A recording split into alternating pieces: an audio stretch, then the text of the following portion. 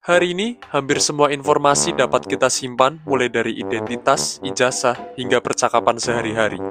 Namun, pernahkah kalian membayangkan bagaimana jika manusia belum mengenal tulisan? Bagaimana jika setiap informasi hanya bisa disimpan di dalam ingatan? Dan itulah yang dialami manusia sekitar 5.000 tahun yang lalu.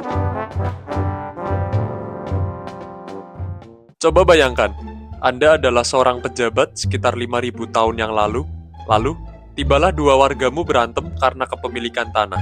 Pak, dia ngeklaim lahanku, Pak. Enak aja, kau yang tiba-tiba nanam gandum di tanahku, weh. Nah, kamu sebagai pejabat harus mengingat, ini tanah sebenarnya punya siapa ya? Pak, Pak. Oke, masalah telah selesai. Tanah ini punya pemerintah untuk ditanami sawit. Oh, dasar an. Dapat dilihat, tidak adanya sistem dokumentasi menimbulkan berbagai masalah.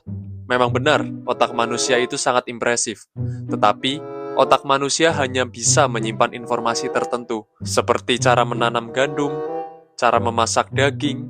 Tapi, apakah otak itu bisa mengingat tentang kepemilikan tanah 30 tahun yang lalu?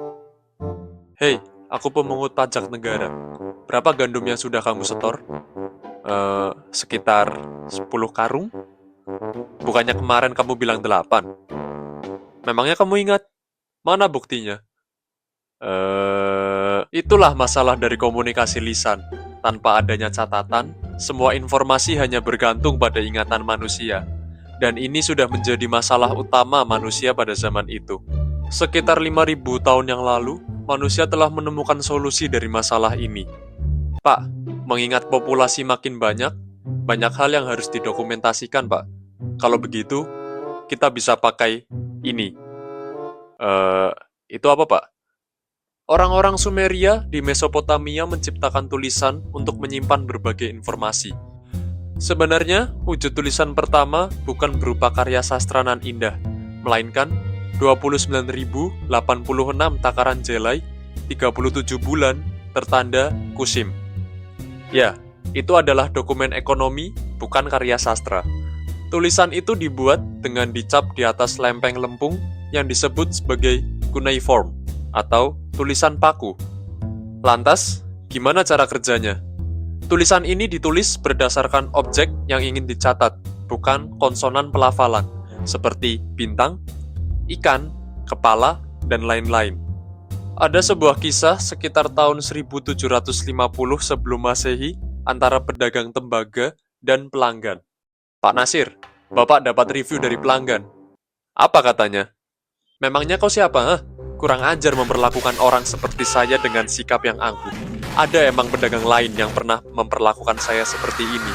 Cuma kau yang memperlakukan utusan saya dengan sikap merendahkan. Asal lo tahu ya, Dek, kualitas tembagamu itu bintang 1. Kurang lebih seperti itu, Pak. Aku nggak bohong. Itu adalah salah satu komplain antara pelanggan dan penjual tertua dalam sejarah manusia. Jir, ngamuk. Awok, awok, awok, awok, awok. Timbulnya tulisan juga menciptakan lapangan 19 pekerjaan juta baru. lapangan pekerjaan. Jika pertanian menciptakan lapangan kerja berupa petani, pengrajin, dan sebagainya, maka berkat tulisan, kini muncul juru tulis. Bentar, juru tulis? Emang mereka belajar nulis dari mana? Di Sumeria terdapat sekolah untuk mempelajari ini, bernama Eduba. Eduba tak hanya melahirkan juru tulis, melainkan juga kerani, pustakawan, arsiparis, dan akuntan yang berkualitas. Arkeolog telah menemukan bukti mengenai sekolah ini. Hei, tulisannya jelek, pukul. Menurutmu, ijazahnya asli atau palsu? Hei, kalian, dilarang ngobrol. Pukul, pukul. Hei, kamu, dilarang minum. Tapi saya haus, Pak. Pukul, pukul, pukul, pukul, pukul. Mereka tak hanya belajar membaca dan menulis, tetapi juga semuanya tentang dunia arsip dan perpustakaan. Tulisan memang memberi kemudahan bagi manusia. Berkatnya, tulisan menciptakan karya-karya sastra indah seperti Arata, Epos Gilgamesh, dan sebagainya. Tulisan juga berkembang di berbagai belahan di dunia, seperti di Mesir, Tiongkok, bahkan di bumi belahan Amerika. Pada abad ke-11 sebelum Masehi, orang Timur Tengah di pesisir Mediterania menciptakan 22 huruf yang berdasarkan konsonan pelafalan. Tulisan ini kemudian diadopsi dan dikembangkan oleh berbagai peradaban, menciptakan tulisan Yunani, Sirilik, Arab, dan yang sekarang sedang kita gunakan, Latin. Ini buktinya. Oke. Bentar. Tadi kita menyebutkan pajak. Ya, sekarang kita bayar pajak pakai uang rupiah. Lah, dulu orang bayar pajak pakai apa? Pakai gandum, emas, perak. Oke, Pak. Untuk kekurangan 2 karung gandum, bisa diganti pakai uang tunai ya, Pak? Uang itu apa dah?